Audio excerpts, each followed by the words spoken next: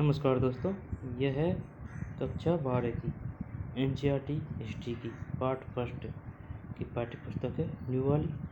ठीक है ना। और इसमें अपना पहला पार्ट चल रहा है, मैं यहाँ तक पढ़ दिया। यहाँ से शुरू करेंगे सामाजिक विभिन्नताओं का अवलोकन। ठीक, तो चलिए शुरू करते हैं। हर एक फैक्ट, हर एक तथ्य, हर एक लाइन को समझते हुए, याद करते हुए। ठीक है ना। तो चलिए शुरू करते हैं सामाजिक विभिन्नताओं का अवलोकन। पार्ट 1 है कक्षा 12 की हिस्ट्री का पार्ट फर्स्ट वाली। ये 3 पार्ट है कक्षा 12 में। Part first, part 2, part 3। Part first वाली है। पार्ट फर्स्ट में फर्स्ट पार्ट है और जिसमें यहाँ तक पढ़ लिया और यहाँ से शुरू करेंगे। ठीक है ना। तो चलिए शुरू करते हैं सामाजिक विभिन्नताओं का अवलोकन। समाधान एक बार शुरू से देख लेते हैं।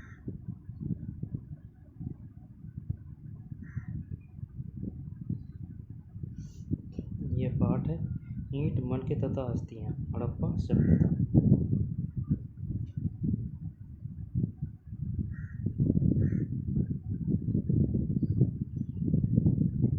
निर्वाह के तरीके, ईंट, मणके तथा अस्थियां, कृषि प्रौद्योगिकी, पक्की मिट्टी से बना ब्रैसा।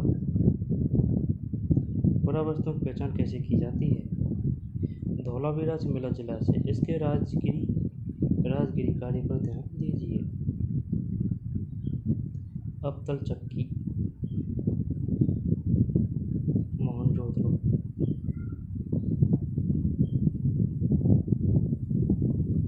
हड़प्पा की दुर्दशा। ठीक, दुर्ग, गृह स्थापत्य, अब तक खोज गई प्राचीन प्रणाली।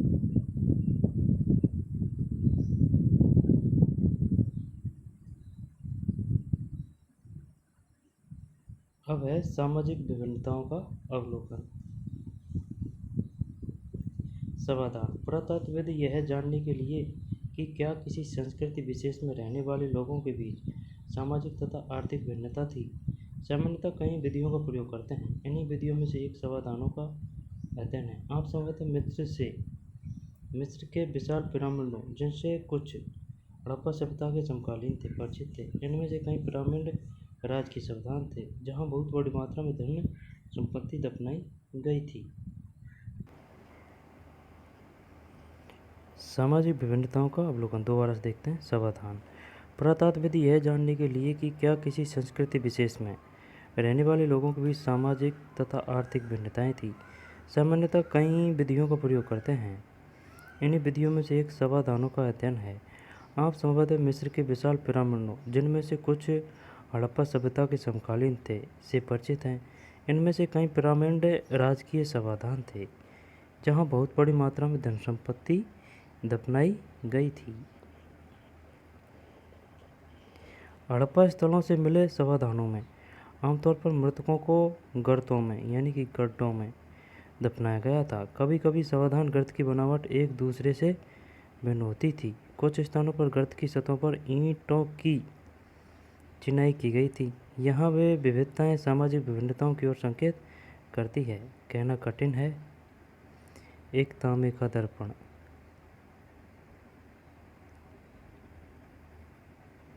तांबे का दर्पण।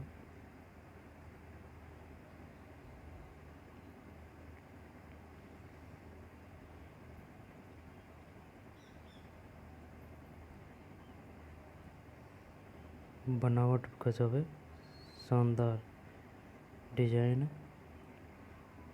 तांबा।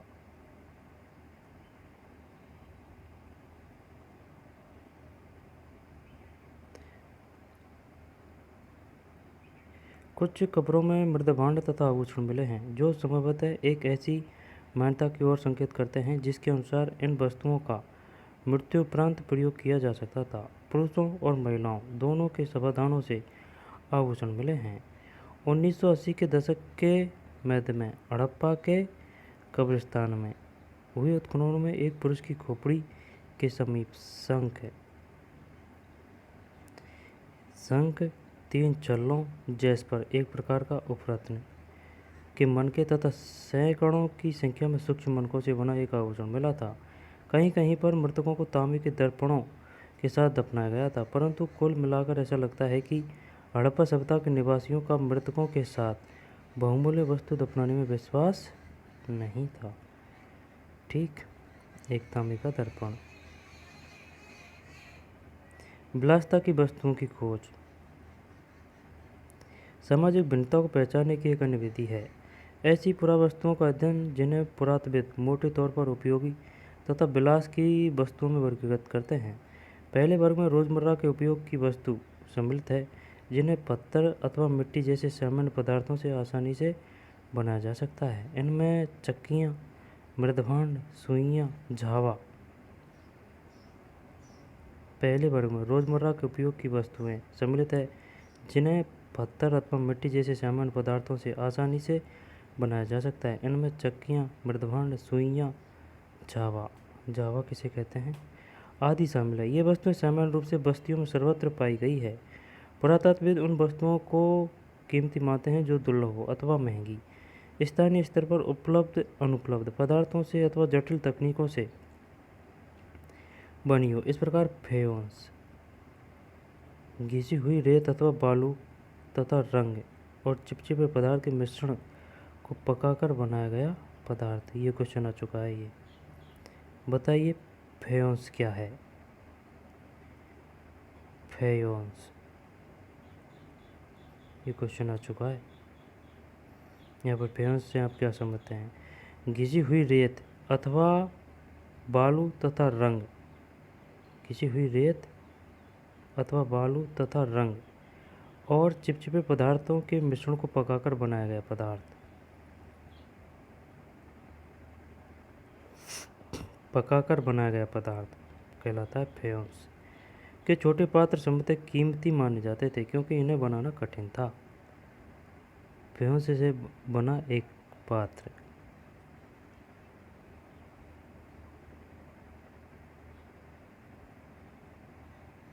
फेयोंस से बना एक पात्र बनाना कठिन था। स्थिति तब और जटिल हो जाती है जब हमें रोजमर्रा के प्रयोग की वस्तुएं जैसे कि तकलियाँ, जो फेयोंस जैसे दुर्लभ पदार्थ से बनी मिलती है। क्या हम इनका वर्गीकरण उपयोगी या फिर विलास की वस्तुओं के रूप में करें। यदि हम ऐसी पुरावस्तुओं के विवरण का अध्ययन करें तो हम पाते हैं कि महंगे पदार्थों से बनी दुर्लभ वस्तुएं सामान्यतः मोहनजोदड़ो और हड़प्पा जैसी बड़ी बस्तियों में केंद्रित है, और छोटी बस्तियों में ये बिरले ही मिलती है। उदाहरण के लिए फेयोंस से बनी लघु पात्र, जो संभवतः सुगंधित द्रव्यों के पात्रों के रूप में प्रयुक्त होते थे। फेयोंस से बने लघु पात्र जो संभवतः सुगंधित द्रव्यों के पात्रों के रूप में प्रयुक्त होते थे, अधिकांशतः मोहनजोदड़ो और हड़प्पा से मिले हैं, और कालीबंगन जैसी छोटी बस्तियों से बिल्कुल नहीं। सोना भी दुर्लभ था तथा संभवतः आज की तरह कीमती था।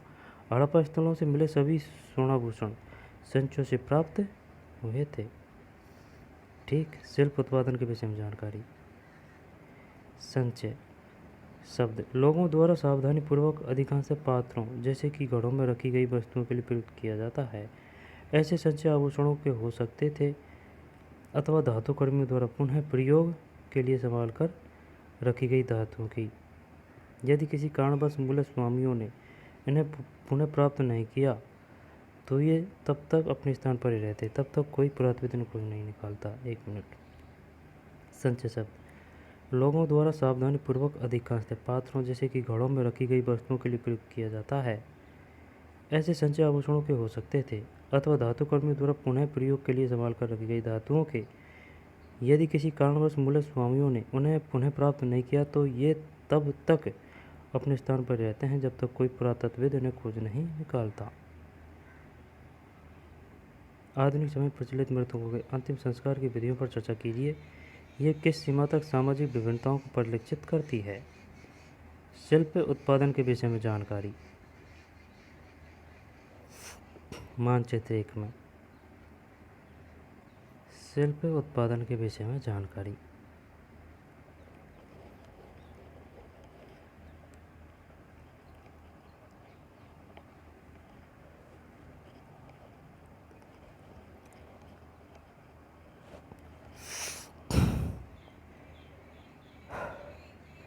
शिल्प उत्पादन के विषय में जानकारी। मानचित्र 1 में चन्हूदड़ों को चिन्हित कीजिए। यह है मोहनजोदड़ो। चन्हूदड़ों को चिन्हित कीजिए। यह है मोहनजोदड़ो। 125 हेक्टेयर की तुलना में एक बहुत छोटी 7 हेक्टेयर बस्ती है। मोहनजोदड़ो कितने क्षेत्रफल में था? 125 हेक्टेयर, जबकि चन्हूदड़ो 7 हेक्टेयर बस्ती है, जो लगभग पूरी तरह से शिल्प उत्पादन में संलग्न थी। शिल्प कार्य में मन के बनाना, शंख की कटाई, धातुकार में मोहन निर्माण तथा बाट बनाना सम्मिलित थे। मनकों के निर्माण में प्रयुक्त पदार्थों को की विविधता उल्लेखनीय है। कार्निलियन, कार्निलियन सुंदर लाल रंग का कार्निलियन, जैस्पर, स्फटिक, क्वार्ट्ज तथा सेलकड़ी जैसे पत्थर, तांबा, कांसा तथा सोने जैसी धातुएं तथा शंख, भैंस और पकी मिट्टी सभी प्रकार का प्रयोग मनका बनाने में होता था। कुछ मनके 2 या उससे अधिक पदार्थों को आपस में जोड़कर बनाए जाते थे और कुछ सोने के टॉप वाले पत्थर के होते थे। इनके कई आकार होते थे। 1 मिनट। शिल्प उत्पादन के विषय में जानकारी। ठीक है। मोहनजोदड़ो 125 हेक्टेयर, चन्हूदड़ो 7 हेक्टेयर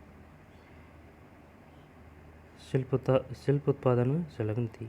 शिल्प कार्यों में मन के बनाना, शंख की कटाई, धातु कर्म, मोहन निर्माण तथा बाट बनाना सम्मिलित थे। मनकों के निर्माण में प्रयुक्त पदार्थों की विविधता उल्लेखनीय है। कार्निलियन, कार्निलियन क्या है? कार्निलियन सुंदर लाल रंग का, जैस्पर, स्फटिक, क्वार्ट्ज तथा सेलकड़ी जैसे पत्थर, तांबा, कांसा, सोने जैसी धातुएं तथा शंख और भैंस और पकी मिट्टी सभी प्रकार का प्रयोग मन के बनाने में होता था। कुछ मन के 2 या उससे अधिक पदार्थों को आपस में जोड़कर बनाए जाते थे और कुछ सोने के टोपे वाले पत्थर के होते थे। इनके कई आकार होते थे, जैसे कि चक्राकार, बेलनाकार, गोलाकार, ढोलाकार तथा खंडित। चक्राकार, बेलनाकार, गोलाकार, ढोलाकार तथा खंडित। कुछ औजार तथा मनके।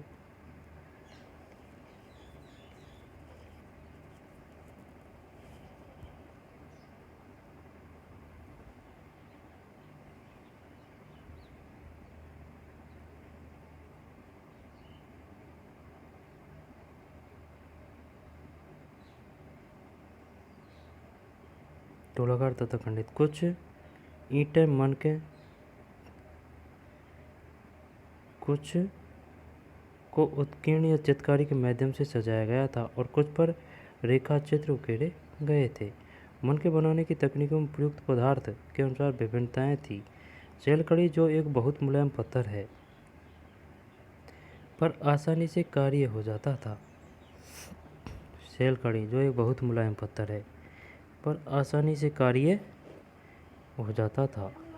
कुछ मन के सेलकड़ी चूर्ण के लेप को सांचे में डालकर तैयार किए जाते थे। इससे ठोस पदार्थों से बनने वाले केवल ज्यामितीय आकारों के विरुद्ध कई विविध आकारों के मनके बनाए जा सकते थे। कुछ मनके सेलकड़ी चूर्ण के लेप को सांचे में डालकर तैयार किए जाते थे। 1 मिनट। दोबारा से। मनके बनाने की तकनीकों में प्रयुक्त पदार्थ के अनुसार विभिन्नताएं थी। सेलकड़ी, जो एक बहुत मुलायम पत्थर है, सेलकड़ी क्या है? पत्थर है, पर आसानी से कार्य हो जाता था। कुछ मनके सेलकड़ी चूर्ण के लेप को सांचे में डालकर तैयार किए जाते थे। इससे ठोस पत्थरों से बनने वाले केवल ज्यामितिक आकारों के विपरीत कई विभिन्न आकारों के मनके बनाए जा सकते थे। सेलकड़ी के सूक्ष्म मनके कैसे बनाए जाते थे? यह प्रश्न प्राचीन तकनीकों का अध्ययन करने वाले पुरातत्वविदों के लिए पहली बना हुआ है। सूक्ष्म मनके की बात है।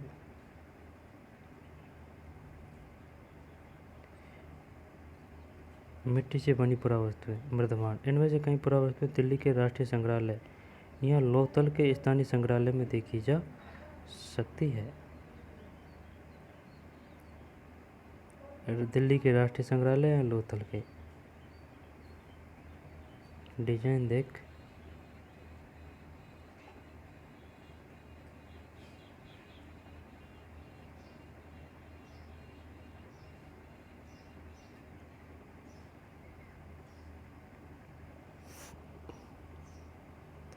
पुरातत्वविदों द्वारा किए गए प्रयोगों ने यह दर्शाया है कि कार्निलियन का लाल रंग पीले रंग के कच्चे माल तथा उत्पादन के विभिन्न चरणों में मनकों को आग में पकाकर प्राप्त किया जाता था।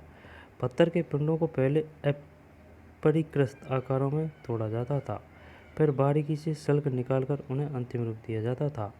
घिसाई, पॉलिश और इनमें छेद करने के साथ ही यह प्रक्रिया पूरी होती थी। चन्हूदड़ों, लोथल और हाल ही में धोलावीरा से छेद करने के विशेष उपकरण मिले हैं। चन्हूदड़ों, लोथल और हाल ही में धोलावीरा से छेद करने के विशेष उपकरण मिले हैं। यदि आप मानचित्र एक में नागेश्वर या बालाकोट को चिन्हित करें तो आप पाएंगे कि ये दोनों बस्तियां समुद्र तट के समीप स्थित है। सही है, नागेश्वर और बालाकोट। ये शंख से बनी वस्तुएं जिनमें चूड़ियाँ, करछियाँ, पिचकारी की वस्तुएं सम्मिलित हैं, के निर्माण के विशिष्ट केंद्र थे, जहाँ से यह माल दूसरी बस्तियों तक ले जाया जाता था। इस प्रकार यह भी संभव है कि चन्हूदड़ों और लोथल से तैयार माल जैसे मनके, मोहनजोदड़ो और हड़प्पा जैसे बड़े शहरी केंद्रों तक लाया जाता था। समझ में, यानी कि चन्हूदड़ो और लोथल से तैयार माल जैसे मनके, मोहनजोदड़ो, ये चन्हूदड़ो हो गया, और लोथल से तैयार माल मोहनजोदड़ो और हड़प्पा जैसे बड़ी शहरी केंद्रों तक लाया जाता था।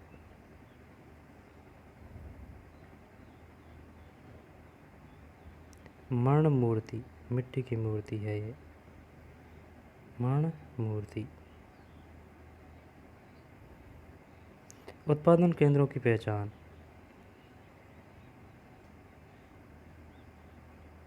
शिल्प उत्पादन के केंद्रों की पहचान के लिए पुरातत्वविद सामान्यतः निम्नलिखित को ढूंढते हैं: प्रस्तर पिंड, पूरे शंख तथा तांबा इसके जैसा कच्चा माल, औजार, अपूर्ण वस्तुएं, त्याग दिया गया माल तथा कूड़ा करकट। इस अध्याय में दिखाई गई पत्थर की पुरा वस्तुओं की एक सूची बनाएं। इनमें से प्रत्येक के संदर्भ में चर्चा कीजिए कि क्या इन्हें उपयोगी अथवा विलास की वस्तु माना जाए, क्या इन्हें ऐसी वस्तु भी है जो दोनों वर्गों में रखी जा सकती है। सही है, मर्ण मूर्ति।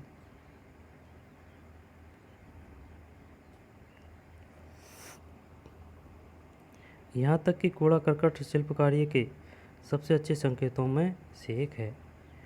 उदाहरण के लिए, यदि वस्तुओं के निर्माण के लिए शंख अथवा पत्थर को काटा जाता था तो इन पदार्थों के टुकड़े कूड़े के रूप में उत्पादन के स्थान पर फेंक दिए जाते थे।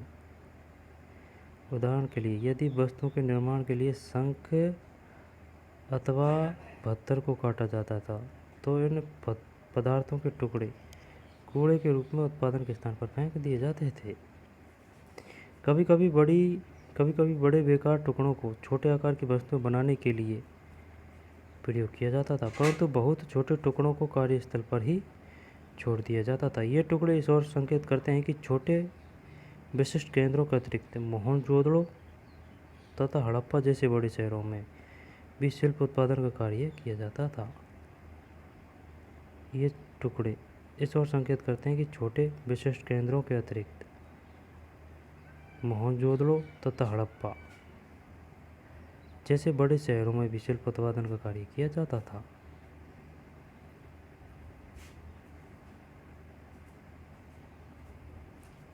तांबे व कांसे के बर्तन।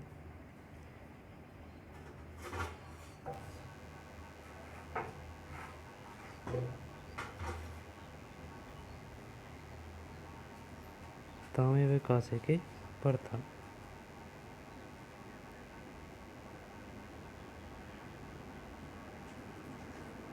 हड़प्पा जैसे बड़े शहरों में शिल्प उत्पादन का कार्य किया जाता था। माल प्राप्त करने संबंधी नीतियाँ। ठीक, जैसा कि स्पष्ट है कि शिल्प उत्पादन के लिए कई प्रकार के कच्चे माल का प्रयोग होता था। हालांकि कुछ जैसे कि मिट्टी स्थानीय स्तर पर उपलब्ध थे, कुछ अन्य जैसे पत्थर, लकड़ी तथा धातु जलोढ़ मैदान से बाहर के क्षेत्रों से मंगाने पड़ते थे। 1 मिनट। जैसा कि स्पष्ट है कि शिल्प उत्पादन के लिए कई प्रकार के कच्चे माल का प्रयोग होता था। हालांकि कुछ जैसे कि मिट्टी स्थानीय स्तर पर उपलब्ध थे, कुछ अन्य जैसे पत्थर, लकड़ी तथा धातु जलोढ़ मैदान से बाहर के क्षेत्रों में मंगाने पड़ते थे। बैलगाड़ियों के मिट्टी से बने खिलौनों के प्रतिरूप संकेत करते हैं कि यह सामान तथा लोगों के लिए स्थल मार्गों द्वारा परिवहन का एक महत्वपूर्ण साधन था। संभवतः सिंधु तथा इसकी उपनदियों के बगल में बने नदी मार्गों के साथ ही तटीय मार्गों का भी प्रयोग किया जाता था। दोबारा से, जैसा कि स्पष्ट है कि शिल्प उत्पादन के लिए कई प्रकार के कच्चे माल का प्रयोग होता था। हालांकि कुछ जैसे कि मिट्टी स्थानीय स्तर पर उपलब्ध थे, कुछ अन्य जैसे पत्थर, लकड़ी तथा धातु जलोढ़ मैदान से बाहर के क्षेत्रों से मंगाने पड़ते थे। बैलगाड़ियों के मिट्टी से बने खिलौनों के प्रतिरूप संकेत करते हैं कि यह सामान तथा लोगों के लिए स्थल मार्गों द्वारा परिवहन का एक महत्वपूर्ण साधन था। संभवतः सिंधु तथा इनकी उपनदियों के बगल में बने नदी मार्गों और साथ ही तटीय मार्गों का भी प्रयोग किया जाता था। उपमहाद्वीप तथा उसके आगे से आने वाले माल उपमहाद्वीप तथा उसके आगे से आने वाला माल, तांबे व कांसे के बर्तन,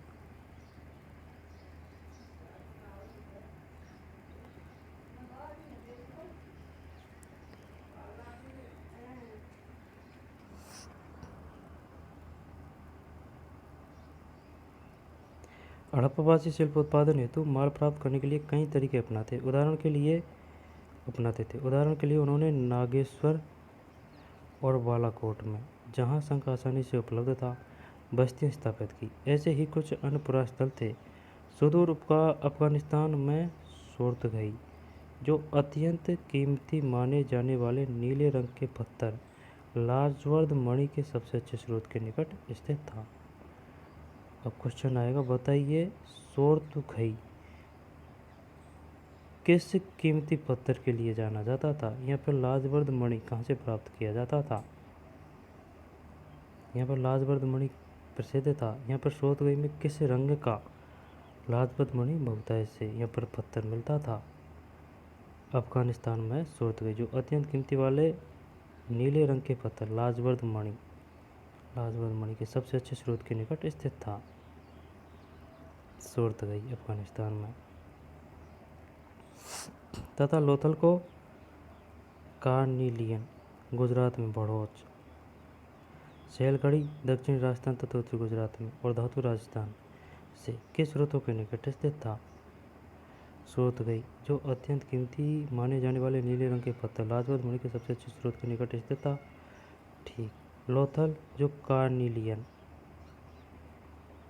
गुजरात में भड़ोच, सैलखड़ी दक्षिणी राजस्थान तथा उत्तरी गुजरात से और धातु राजस्थान से के स्रोतों के निकट स्थित था।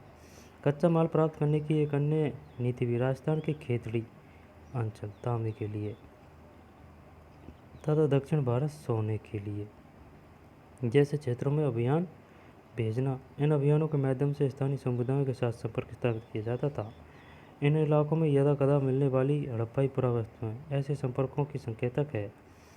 खेतड़ी क्षेत्र में मिले साक्ष्यों को पुरातत्वविदों ने गणेश्वर जोधपुरा संस्कृति का नाम दिया है। गणेश्वर जोधपुरा।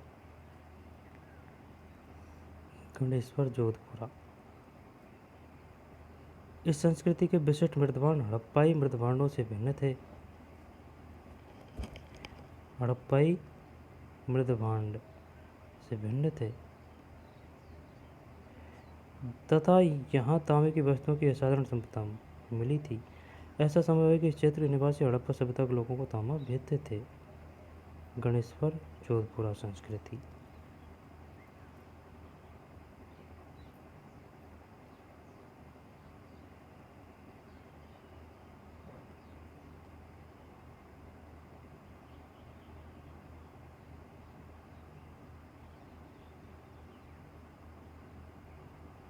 भूमध्य सागर, कैस्पियन सागर,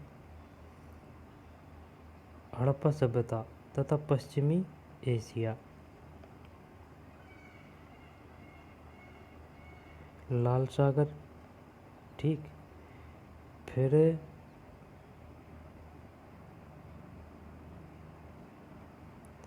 लोथल, सुतकांगेडोर,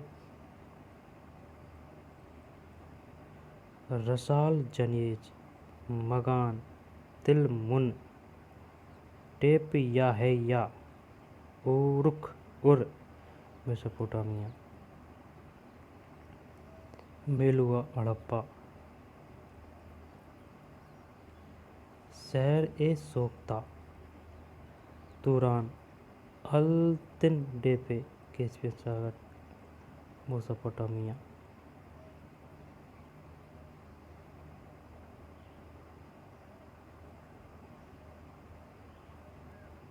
लोथल सुतकांगडेर हड़प्पा।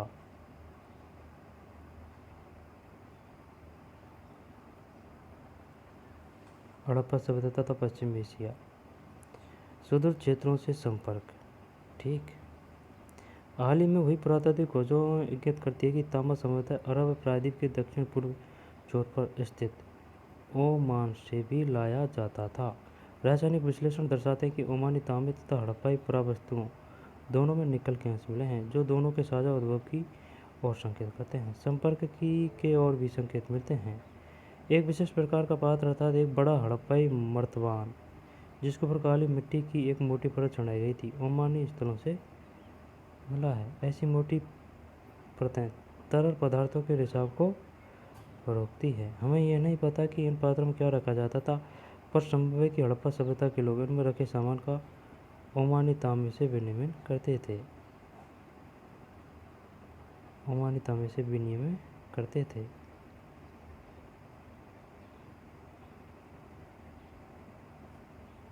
ओमान में मिला एक हड़प्पाई मर्तबान या मर्दबान।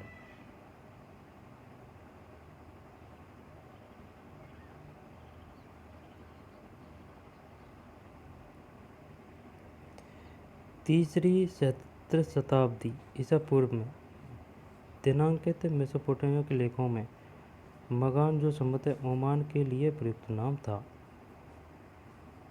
मगान जो संभवतः ओमान के लिए प्रयुक्त नाम था। अब क्वेश्चन आएगा, बताइए ओमान का प्राचीन नाम क्या था। ओमान है, मैगान है नामक क्षेत्र से तांबे के आगमन के संदर्भ मिलते हैं। यहाँ रोचक बात यह है कि मेसोपोटामिया के स्थलों से मिले तांबे में भी निकल के अंश मिले हैं। लंबी दूरी के संपर्कों की ओर संकेत करने वाली अन्य पुरातात्विक खोजों में हड़प्पाई मुहरें, बाट, पासे तथा मनके शामिल है।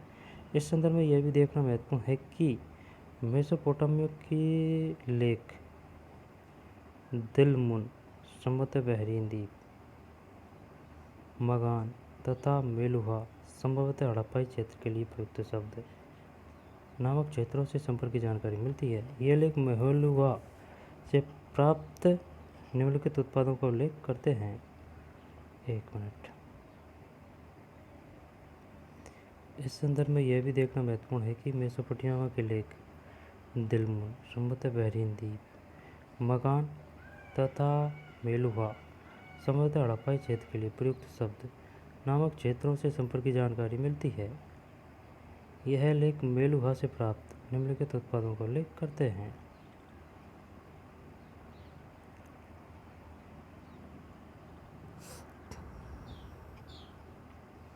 इस संदर्भ में यह भी देखना महत्वपूर्ण है कि मेसोपोटामिया के लेख दिलमुन, संभवतः बहरीन द्वीप, है ना, बहरीन ट्राकले, मगान तथा मेलुहा, संभवतः हड़प्पाई क्षेत्र के लिए प्रयुक्त शब्द नामक क्षेत्रों से संपर्क की जानकारी मिलती है। यह लेख मेलुहा से प्राप्त निम्नलिखित उत्पादों को उल्लेख करते हैं। कार्निलियन, लाजवर्द मणि, तांबा, सोना तथा विविध प्रकार की लकड़ियाँ। मेलुहा के विषय में एक मेसोपोटामिया मिथक यह बताता है, मेलुहा तुम्हारा पक्षी हाजा पक्षी हो, तुम्हारा पक्षी हाजा पक्षी हो, उसकी आवाज़ राजप्रसाद में सुनाई दे। कई पुरातत्वविदों का मानना है कि हाजा पक्षी मोर था। क्या यह नाम उसे अपनी आवाज़ से मिला था? ऐसा संभव है कि ओमान, बहरीन या मेसोपोटामिया से संपर्क सामुद्रिक मार्ग से था। ओमान, बहरीन या मेसोपोटामिया के संपर्क सामुद्रिक मार्ग से था। मेसोपोटामिया के लेख मेलुहा को नाविकों का देश कहते हैं। मेसोपोटामिया के लेख मेलुहा को नाविकों का देश कहते हैं। इसके अतिरिक्त हम मोहरों पर जहाज़ों तथा नावों के चित्रांकन पाते हैं।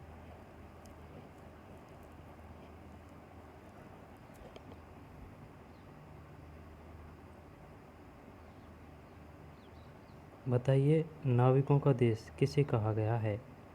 मेलुहा को। और मेलुहा किसे कहा गया है? मेलुहा। मगान ओमान, है ना।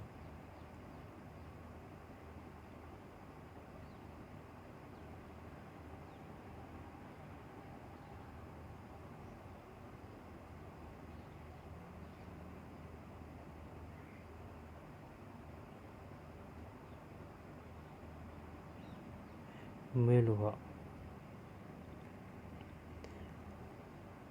ये मगान है।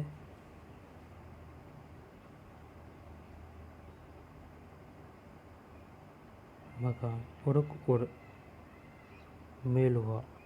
ये मेलुहा है। मगान मेलुहा।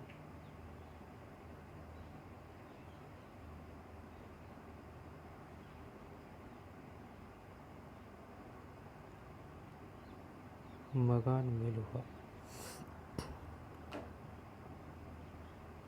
दोबारा से देखते हैं। तीसरी शताब्दी से पूर्व में दिनांकित मेसोपोटामिया के लेखों में मगान, जो संभवत है ओमान के लिए प्रयुक्त नाम था।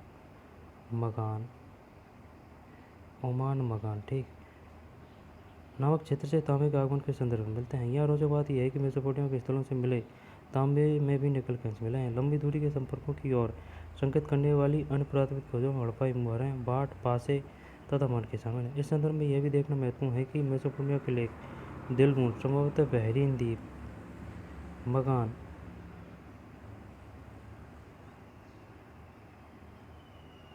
मगान, ओमान, मगान तथा मेलुहा संभवतः हड़प्पाई क्षेत्र के लिए प्रयुक्त शब्द नामक क्षेत्रों संपर्क की जानकारी मिलती है। यह लेख मेलुहा से प्राप्त निम्नलिखित पदों का उल्लेख करते हैं: कांडियन, लाजवद मणि, तांबा, सोना तथा विभिन्न प्रकार की लकड़ियाँ। मेलुहा के विषय में एक मेसोपोटामिक में तक यह बताता है कि तुम्हारा पक्षी हाजा पक्षी हो, उसकी आवाज़ राजप्रसाद में सुनाई दे। ठीक। और किस देश को नाविकों का देश कहा गया है? मेलुहा को।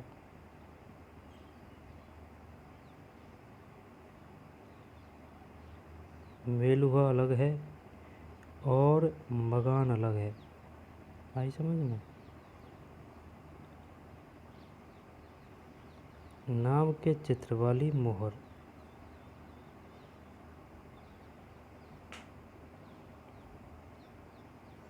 हड़प्पा क्षेत्र से ओमान, दिलमुन तथा मेसोपोटामिया तक कौन से मार्गों से जाया जा सकता था?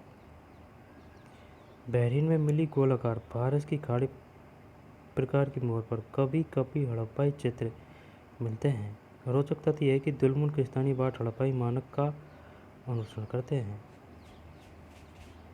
दिलमुन के स्थानीय बाट हड़प्पाई मानक का अनुसरण करते थे।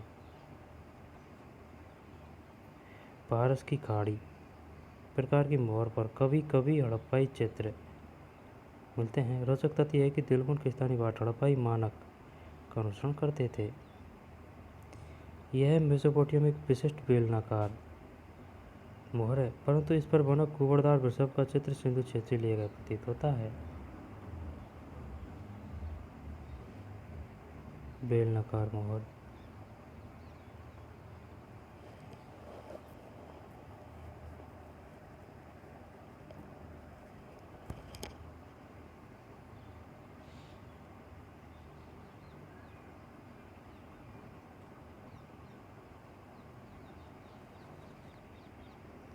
ये तो मनुष्य का चित्र है, ये पशु बैल का राखल है, और शायद ये बिच्छू का है ना, और ये शायद पेड़ है।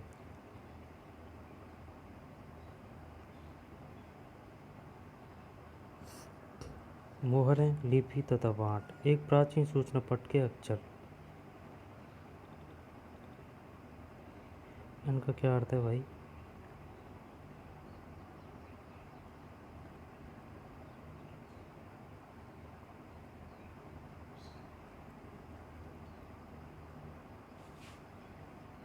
मोहरें, लिपि तथा बाँट। मोहरें, लिपि तथा बाँट।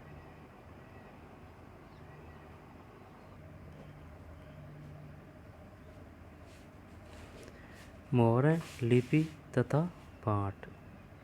मोहरें और मुद्रांकन।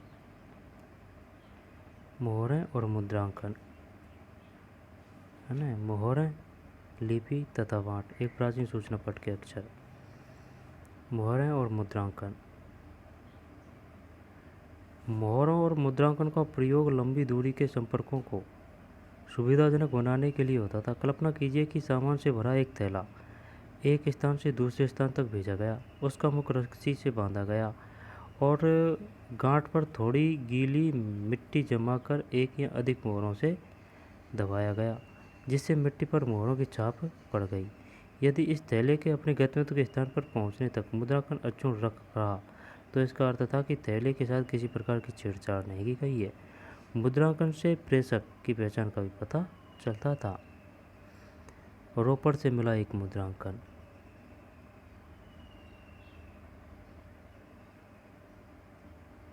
मिट्टी के इस टुकड़े पर कितनी मोहरों की छाप दिखती है? तो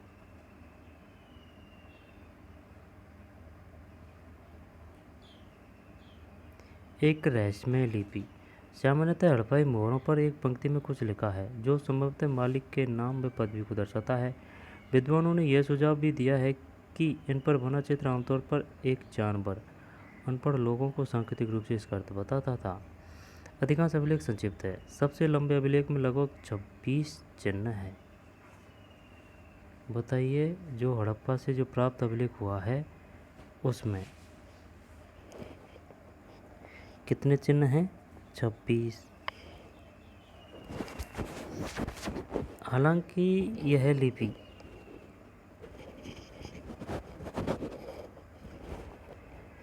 यह लिपि आज तक पढ़ी नहीं जा सकी है, पर निश्चित रूप से यह वर्णमाली है जहाँ प्रत्येक चिन्ह एक स्वर अथवा व्यंजन को दर्शाता है। नहीं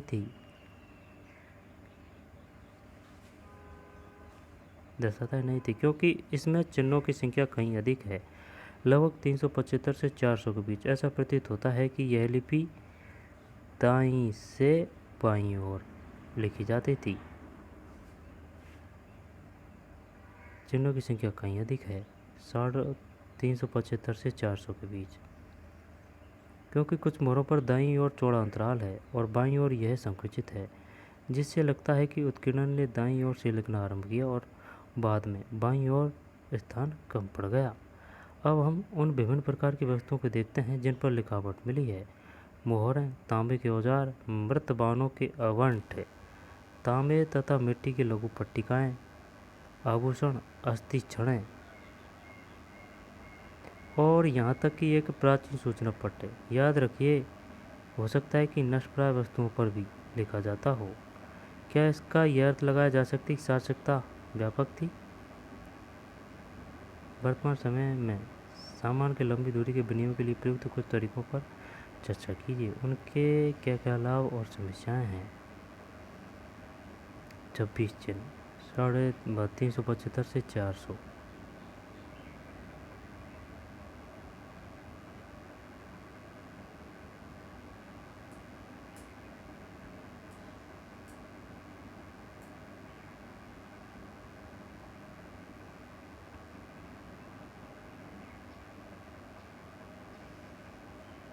अब आ रहा है बाँट।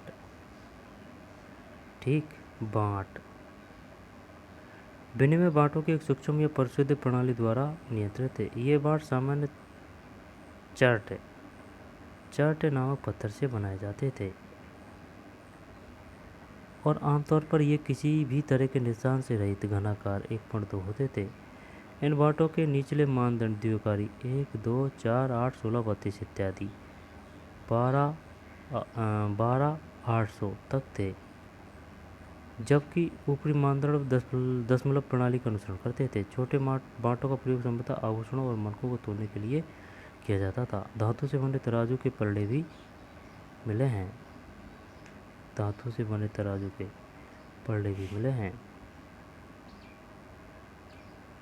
1, 2, 4, 8, 16, 32 12,800 तक थे।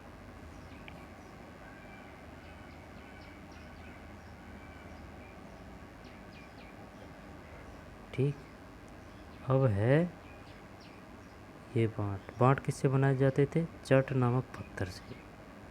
चट। प्राचीन सत्ता। प्राचीन सत्ता।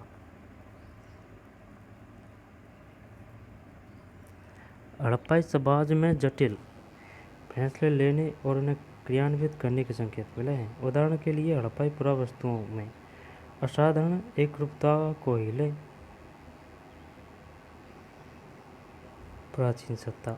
हड़प्पाई समाज में जटिल फैसले लेने और उन्हें क्रियान्वित करने के संकेत मिले हैं। उदाहरण के लिए हड़प्पाई पुरावस्तुओं में असाधारण एकरूपता को हिले, जैसा कि मृदवानों चित्र 1.14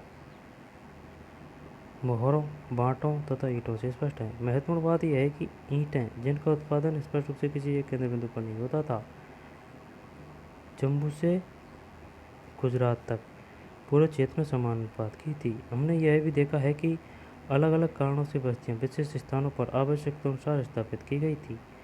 इसके अतिरिक्त ईंटें बनाने और विशाल दीवारों तथा चबूतरों के निर्माण के लिए श्रम संगठित किया गया था। इन सभी क्रियाकलापों को कौन संगठित करता था? इन सभी क्रियाकलापों को कौन संगठित करता था? प्रसाद तथा शासक। एक पुरोहित राजा। ये जो दाढ़ी मिली है ना, ये मिस्र से भी मिली है। ये जो विशेषता है, जो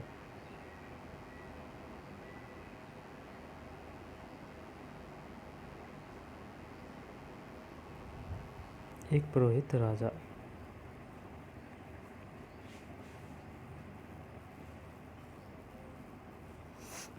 प्रसाद तथा शासक। प्रसाद तथा शासक सत्ता के केंद्र अथवा सत्ताधारियों के लोगों के विषय में पुरातात्विक विवरण हमें कोई त्वरित उत्तर नहीं देते। सत्ता के केंद्र अथवा सत्ताधारी लोगों के विषय में पुरातात्विक विवरण हमें कोई त्वरित उत्तर नहीं देते। पुरातात्विदों ने मोहनजोदड़ो में मिले एक विशाल भवन को एक प्रसाद की संज्ञा दी, परंतु इससे संबंध कोई भव्य वस्तुएं नहीं मिली।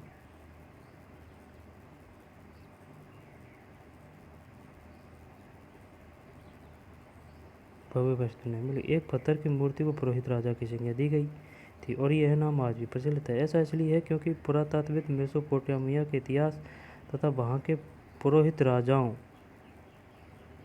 से परिचित थे और यही समानताएं उन्हें सिंधु क्षेत्र में भी ढूंढी। लेकिन जैसा कि हम देखेंगे पृष्ठ 23, हड़प्पा सभ्यता की अनुष्ठानिक प्रथाएं अभी तक ठीक प्रकार से समझी नहीं जा सकी है और नहीं यह जानने के साधन उपलब्ध हैं कि क्या जो लोग इन अनुष्ठानों का निष्पादन करते थे उन्हीं के पास राजनीतिक सत्ता होती थी। कुछ पुरातात्विद इस मत के हैं कि हड़प्पाई समाज में शासक नहीं थे तथा सभी की सामाजिक स्थिति समान थी। दूसरे पुरातात्विद यह मानते कि यहाँ कोई एक नहीं बल्कि कई शासक थे, जैसे मोहनजोदड़ो, हड़प्पा आदि के अपने अलग अलग राजा होते थे। कुछ और यह तर्क देते हैं कि यह एक ही राज्य था, जैसा कि पुरावस्तुओं में समानताओं। क्या हड़प्पाई समाज में सभी लोग समान रहे होंगे? जैसा कि पुरावस्तुओं में समानताओं, नियोजित बस्तियों के सेक्शों, ईंटों के आकार में निश्चित अनुपात तथा बस्तियों के कच्चे माल के स्रोतों के समीप संस्थापित होने से स्पष्ट है। अभी तक की स्थिति से अंतिम परिकल्पनाएं सबसे युक्तिसंगत प्रतीत होती है, क्योंकि यह कदाचित संभव नहीं लगता कि पूरे के पूरे समुदायों द्वारा इकट्ठे ऐसे जटिल निर्णय लिए तथा क्रियान्वित किए जाते होंगे। सभ्यता का अंत। नियोजित बस्तियों के सेक्शों, ईंटों के आकार में निश्चित अनुपात तथा बस्तियों के कच्चे माल के स्रोतों के समीप संस्थापित होने से स्पष्ट है। अभी तक की स्थिति में अंतिम परिकल्पना सबसे युक्तिसंगत प्रतीत होती है, क्योंकि यह कदाचित संभव नहीं लगता कि पूरे के पूरे समुदायों द्वारा इकट्ठे ऐसे जटिल निर्णय लिए तथा क्रियान्वित किए जाते होंगे।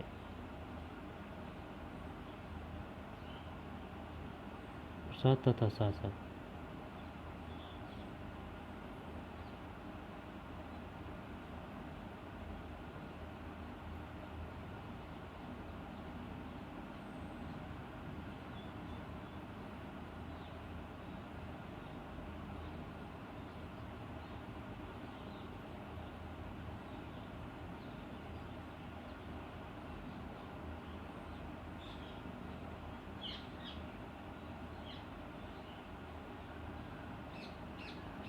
अब है सभ्यता का अंत। सभ्यता का अंत। ऐसे साक्ष्य मिले हैं कि जिनके अनुसार लगभग 1800 ईसा पूर्व तक चोलिस्तान जैसे क्षेत्रों में अधिकांश विकसित हड़प्पा स्थलों को त्याग दिया गया था। इसके साथ ही गुजरात, हरियाणा तथा पश्चिमी उत्तर प्रदेश की नई बस्तियों में आबादी बढ़ने लगी थी। ऐसा लगता है कि उत्तर हड़प्पा के क्षेत्र 1900 ईसा पूर्व के बाद भी अस्तित्व में रहे। कुछ चुने हुए हड़प्पा स्थलों की भौतिक संस्कृति में बदलाव आया था, जैसे सभ्यता की विशिष्ट पुरावस्तुओं, बांटों, मोहरों तथा विशिष्ट मानकों का समाप्त हो जाना। लेकिन लंबी दूरी का व्यापार तथा शिल्प विशेषज्ञता भी समाप्त हो गई। सामान्यतः थोड़ी वस्तुओं के निर्माण के लिए थोड़ा ही माल प्रयोग में लाया जाता था। आवास निर्माण की तकनीकों का ह्रास हुआ तथा बड़ी सार्वजनिक संरचनाओं का निर्माण अब बंद हो गया। कुल मिलाकर पुरावस्तुएं तथा बस्तियां इन संस्कृतियों में एक ग्रामीण जीवन शैली की ओर संकेत करती है। इन संस्कृतियों को उत्तर हड़प्पा अथवा अनुवर्ती संस्कृतियां कहा गया है। कुल मिलाकर पुरावस्तुएं तथा बस्तियां इन संस्कृतियों में एक ग्रामीण जीवन शैली की ओर संकेत करती है। इन संस्कृतियों को उत्तर हड़प्पा अथवा अनुवर्ती संस्कृतियां कहा गया है। ये परिवर्तन कैसे हुए, इस विषय में कई व्याख्याएं दी गई है। इनमें जलवायु परिवर्तन, वनों की कटाई, अत्यधिक बाढ़, नदियों का सूख जाना और या मार्ग बदल लेना तथा भूमि का अत्यधिक उपयोग सम्मिलित है। इनमें से कुछ कारण कुछ बस्तियों के संदर्भ में तो सही हो सकता है, परंतु पूरी सभ्यता के पतन की व्याख्या नहीं करते। ऐसा लगता है कि एक सुदृढ़ एकीकरण के तत्व संभवतः हड़प्पाई राज्य का अंत हो गया था। मोहरों, लिपि, विशिष्ट मानकों तथा मृदभांडों के लोप, मानकीकृत बांट प्रणाली के स्थान पर स्थानीय बांटों के प्रयोग, शहरों के पतन तथा परित्याग जैसे परिवर्तनों से इस तर्क को बल मिलता है। उपमहाद्वीप को एक पूरी तरह से अलग क्षेत्र में नए शहरों के विकास के लिए एक शताब्दी से भी अधिक समय तक प्रतीक्षा करनी पड़ी। अरब सागर, उत्तर हड़प्पा के क्षेत्र।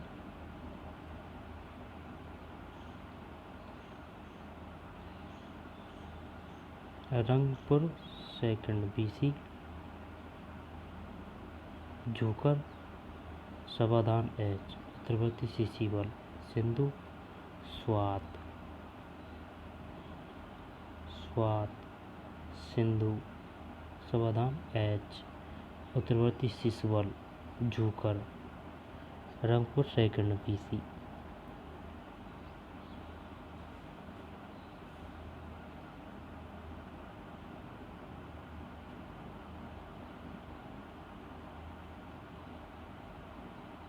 उत्तर हड़प्पा के क्षेत्र।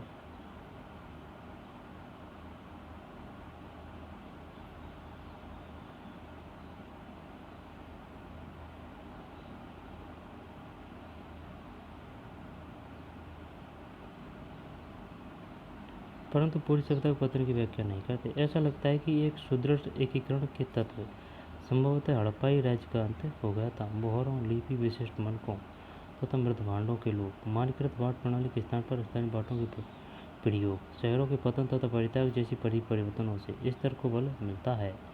उपमहाद्वीप को पूरी तरह से अलग क्षेत्र में नए शहरों के विकास के लिए एक सहस्त्राब्दी से भी अधिक समय तक प्रतीक्षा करनी पड़ी।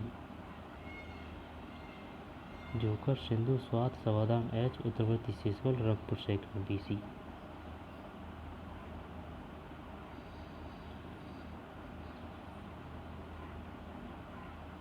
एक आक्रमण के साक्ष्य। डेड मैन लेन एक सकरी गली है जिसकी चौड़ाई 3 से 6 फीट तक परिवर्तित है। वह बिंदु जहां यह गली पश्चिम की ओर मुड़ती है, 4 फीट तथा 2 इंच की गहराई पर एक खोपड़ी का भाग तथा एक प्रेस की छाती तथा हाथ के ऊपरी भाग की हड्डियां मिली थी। डेड मैन लेन एक सकरी गली है जिसकी चौड़ाई 3 से 6 फीट तक परिवर्तित है।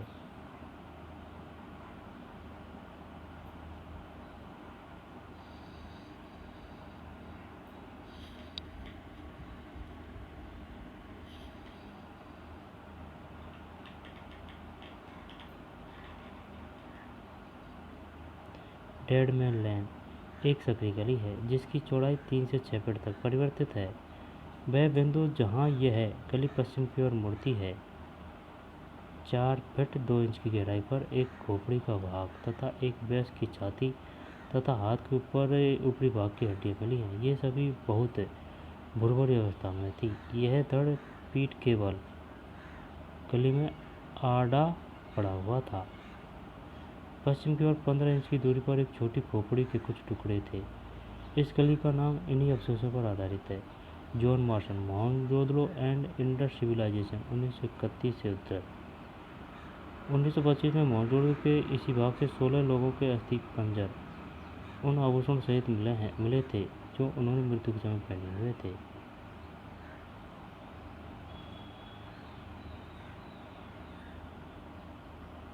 बहुत समय पश्चात 1947 में R.E.M. व्हीलर ने, जो भारतीय पुरातात्विक सर्वेक्षण के तत्कालीन डायरेक्टर जनरल थे, R.E. व्हीलर 1947, जो भारतीय पुरातात्विक सर्वेक्षण के तत्कालीन डायरेक्टर जनरल थे, इन पुरातात्विक साक्ष्यों का उपमहाद्वीप में ज्ञात प्राचीनतम ग्रंथ ऋग्वेद के साक्ष्यों से संबंध स्थापित करने का प्रयास किया। उन्होंने लिखा, बहुत समय पश्चात 1947 में R.E.M. व्हीलर ने, जो भारतीय पुरातात्विक सर्वेक्षण के तत्कालीन डायरेक्टर जनरल थे, इन पुरातात्विक साक्ष्यों का उपमहाद्वीप में ज्ञात प्राचीनतम ग्रंथ ऋग्वेद के साक्ष्यों से संबंध स्थापित करने का प्रयास किया। उन्होंने लिखा, ऋग्वेद में पुर शब्द का उल्लेख है जिसका अर्थ है प्राचीर, किला या गढ़।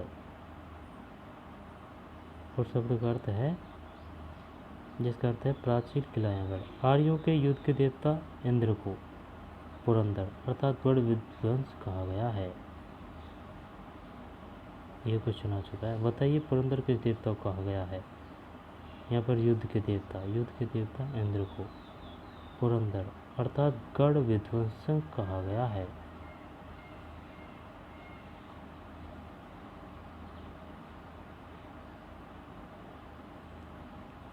ये दुर्ग कहाँ हैं या थे। पहले माना गया था कि ये मिथक मात्र थे। हड़प्पा में हाल में हुए उत्खननों ने मानव परिदृश्य बदल दिया है। यहाँ हम मुख्यतः अनार्य प्रकार की एक बहुत विकसित सभ्यता पाते हैं, जिसमें अब प्राप्त जानकारी के अनुसार विशाल किलेबंदियाँ की गई थी। अनार्य प्रकार की यह सुदृढ़ रूप से स्थिर सभ्यता कैसे नष्ट हुई। हो सकता है जलवायु संबंधी आर्थिक अथवा राजनीतिक आस ने इसे कमज़ोर किया हो, पर अधिक संभावना इस बात की कि जानबूझकर तथा बड़े पैमाने पर किए गए विनाश ने इसे अंतिम रूप से समाप्त कर दिया। यह मात्र सहयोगी नहीं हो सकता कि मोहनजोदड़ो के अंतिम चरण में आभास होता है कि यहाँ पुरुषों, महिलाओं तथा बच्चों का जनसंहार किया गया था। पारिस्थितिक साक्ष्यों के आधार पर इंद्र अभियुक्त माना जाता है। R.E.M. Wheeler, Harappa 1946, ancient India journal 1947 से उद्धृत।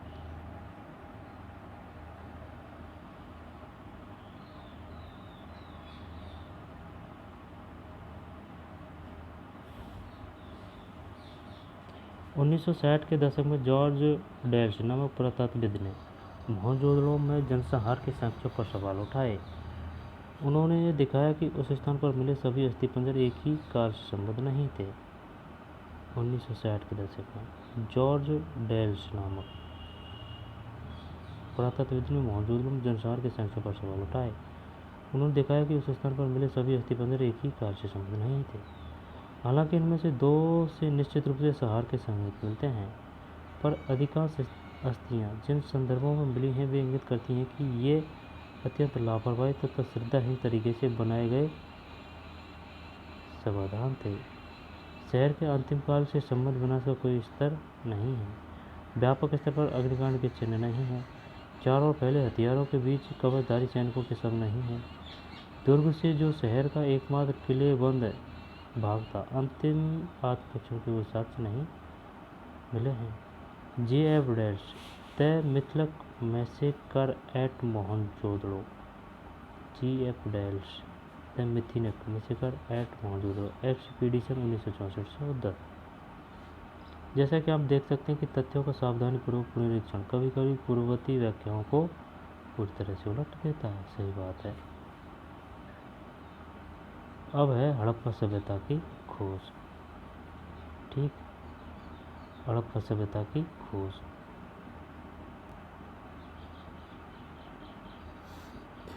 हड़प्पा सभ्यता की खोज।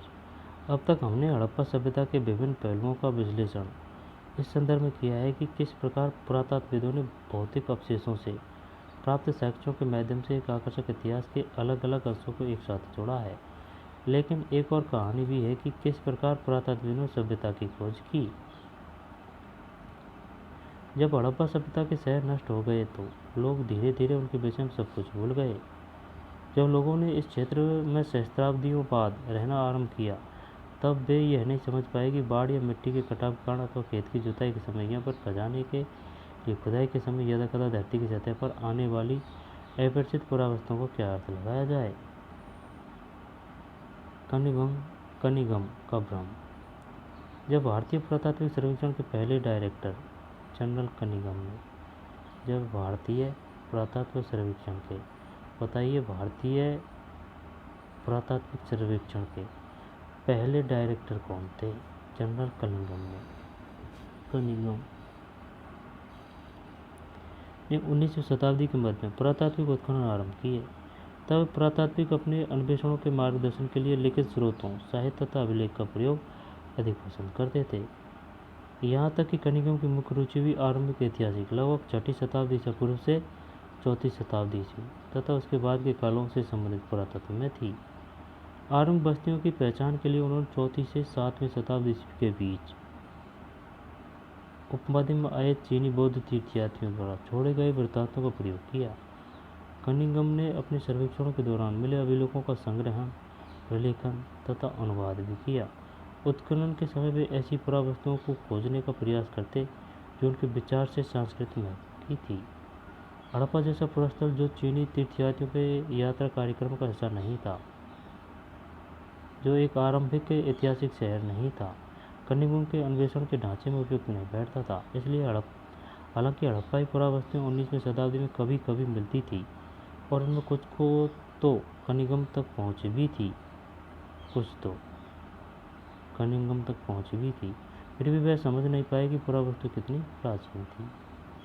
एक अंग्रेज ने कनिंघम को एक हड़प्पाई मोहर दी। उन्होंने मोहर पर ध्यान तो दिया पर उन्होंने उसे एक ऐसे कालखंड में दिनांकित करने का असफल प्रयास किया जिससे वे परिचित थे। ऐसा इसलिए था क्योंकि कई और लोगों की तरह ही उनका भी यह मानना था कि भारतीय इतिहास का आरंभ गंगा की घाटी में पनपे पहले शहरों के साथ ही हुआ। अध्याय 2 में उनकी सुनिश्चित अवधारणा के चलते यह कोई आश्चर्य की बात नहीं है कि वे हड़प्पा के महत्व को समझने में चूक गए।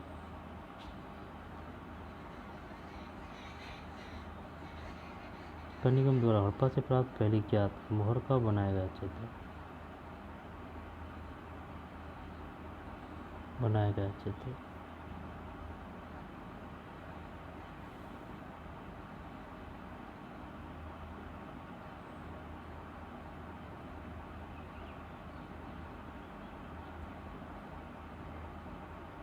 पुरास्थल टीले और स्तर। पुरातात्विक पुरास्थल वस्तुओं और संरचनाओं के निर्माण, प्रयोग और फिर उन्हें त्याग दिए जाने से बनते हैं। जब लोग एक ही स्थान पर नियमित रूप से रहते हैं तो भूमिखंड के अनवरत उपयोग तथा पुनः उपयोग से आवासीय मलबों का निर्माण हो जाता है जिन्हें टीला कहते हैं। अल्पकालीन या स्थानीय परित्याग की स्थिति में हवा या पानी की क्रियाशीलता और कटाव के कारण भूमिखंड के स्वरूप में बदलाव आ जाता है। इन टीलों में मिले स्तरों से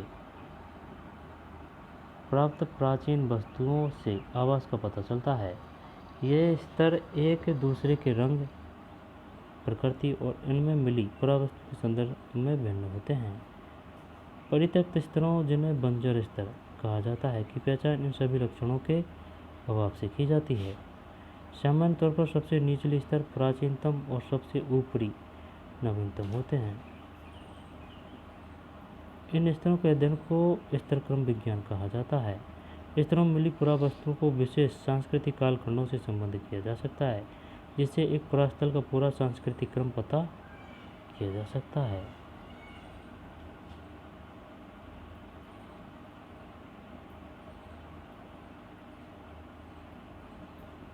एक नवीन प्राचीन सभ्यता।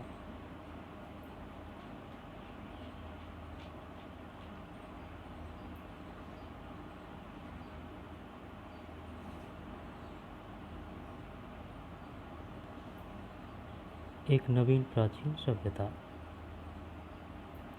कालांतर में 20वीं शताब्दी के आरंभिक दशकों में दयाराम साहनी जैसे पुरातत्वविदों ने हड़प्पा में मोहर खोज निकाली, जो निश्चित रूप से आरंभिक ऐतिहासिक स्तरों से कहीं अधिक प्राचीन स्तरों से संबंध थी। अब इनके महत्व को समझा जाने लगा। एक अन्य पुरातत्वविद राखलदास बनर्जी ने हड़प्पा से मिली मोहरों के समान मोहरें मोहनजोदड़ो से खोज निकाली। यानी कि हड़प्पा से किसने? दयाराम साहनी ने, और मोहनजोदड़ो से राखलदास बनर्जी ने।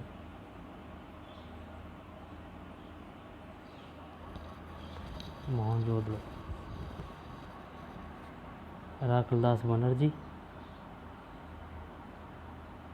और दयाराम साहनी हड़प्पा में।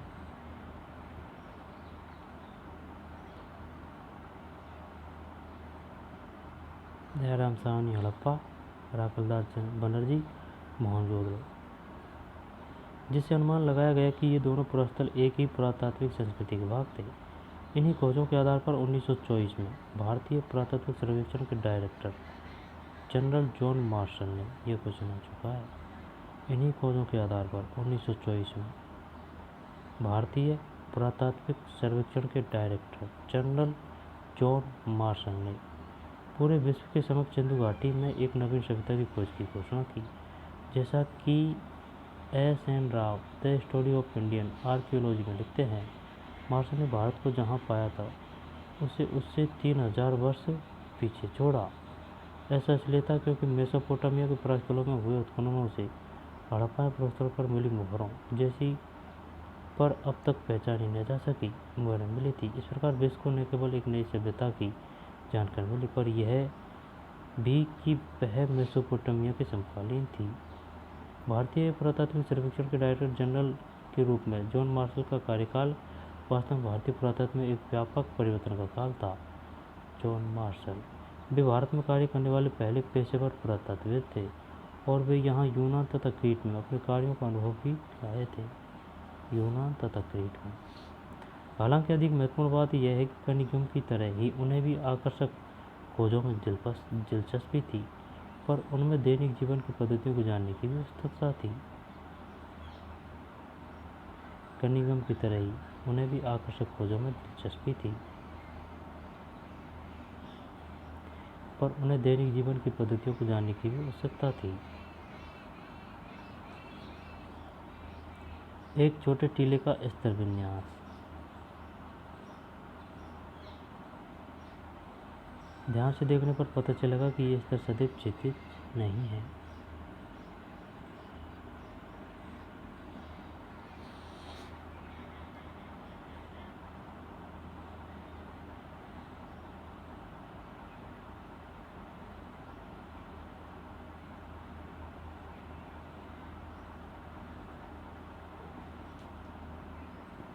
मार्शल पुरास्थल के स्तर विन्यास को पूरी तरह अनदेखा कर पूरे टीले में समान परिमाण वाली नियमित शैक्षिक इकाइयों के साथ साथ उत्खनन करने का प्रयास करते थे। इसका यह अर्थ हुआ कि अलग अलग स्तरों से संबंध होने पर भी एक इकाई विशेष से प्राप्त सभी पुरावस्तुओं को सामूहिक रूप से वर्गीकृत कर दिया जाता था। परिणामस्वरूप इन खोजों के संदर्भ के विषय में बहुमूल्य जानकारी हमेशा के लिए विलुप्त हो जाती थी।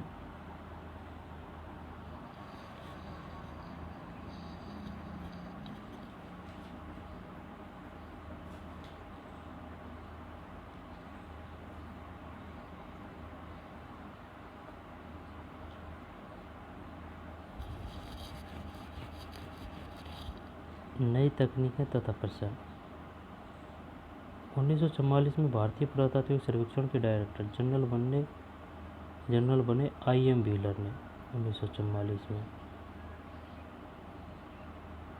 इस समस्या का निदान किया। व्हीलर ने पहचाना कि एक समान क्षैतिज इकाइयों के आधार पर खुदाई के बजाय टीले के स्तर विन्यास का अनुसरण करना अधिक आवश्यक था। साथ ही सेना के पूर्व ब्रिगेडियर के रूप में उन्होंने पुरातात्विक पद्धति में एक सैनिक परिशुद्धता का समावेश भी किया। हड़प्पा सभ्यता की भौगोलिक सीमाओं का आज भी राष्ट्रीय सीमाओं से बहुत थोड़ा या कोई संबंध नहीं है, लेकिन उपमहाद्वीप के विभाजन तथा पाकिस्तान के बनने के पश्चात सभ्यता के प्रमुख स्थल अब पाकिस्तान के क्षेत्र में है। इसी कारण से भारतीय पुरातत्वविदों ने भारत में पुरास्थलों को चिन्हित करने का प्रयास किया। कच्छ में हुए व्यापक सर्वेक्षणों से कई हड़प्पाई बस्तियां प्रकाश में आई तथा पंजाब और हरियाणा में किए गए अन्वेषणों से हड़प्पाई स्थलों की सूची में कई और नाम जुड़ गए। हालांकि कालीबंगन, लोथल, राखीगढ़ी और हाल में हुई धोलावीरा की खोज, वहाँ हुए अन्वेषण तथा उत्खनन इन्हीं प्रयासों का हिस्सा है। नए अन्वेषण अब भी जारी है।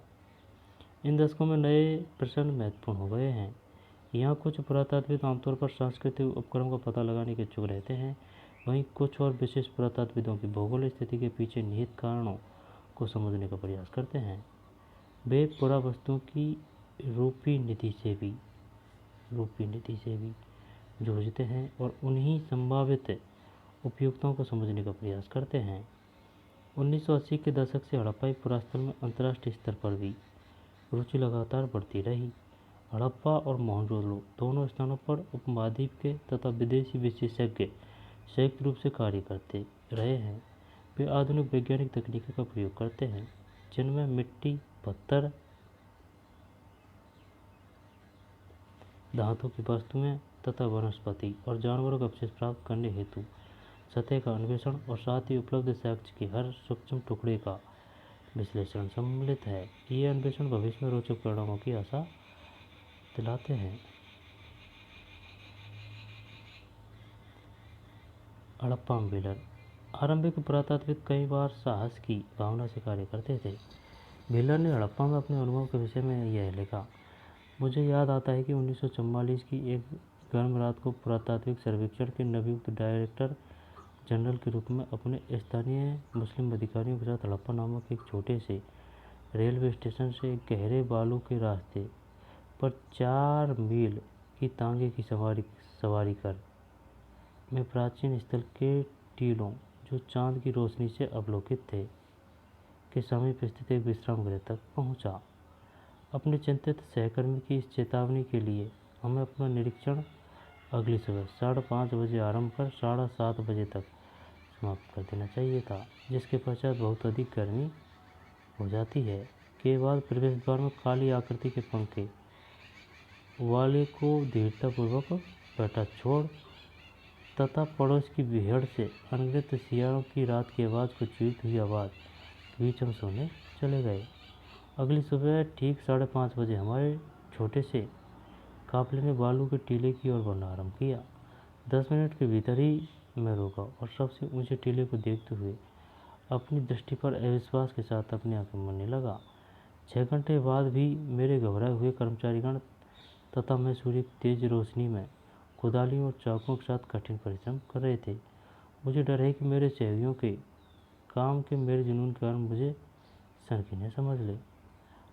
REMB Wheeler, my archaeological mission to India and Pakistan 1976 से उद्धृत। Mission to India and Pakistan 1976 से उद्धृत। इस अध्याय में दिए गए विषयों में कौन से कनिकों को रुचिकर लगते हैं? 1947 के बाद में कौन कौन से प्रश्न रोचक माने गए?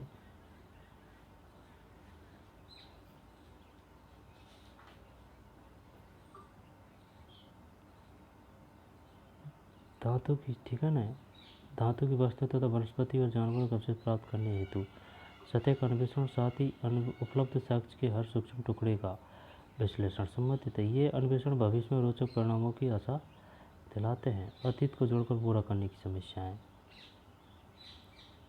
ठीक, इसको पढ़ेंगे बाद में। तो चलिए मिलते हैं नए वीडियो में। धन्यवाद।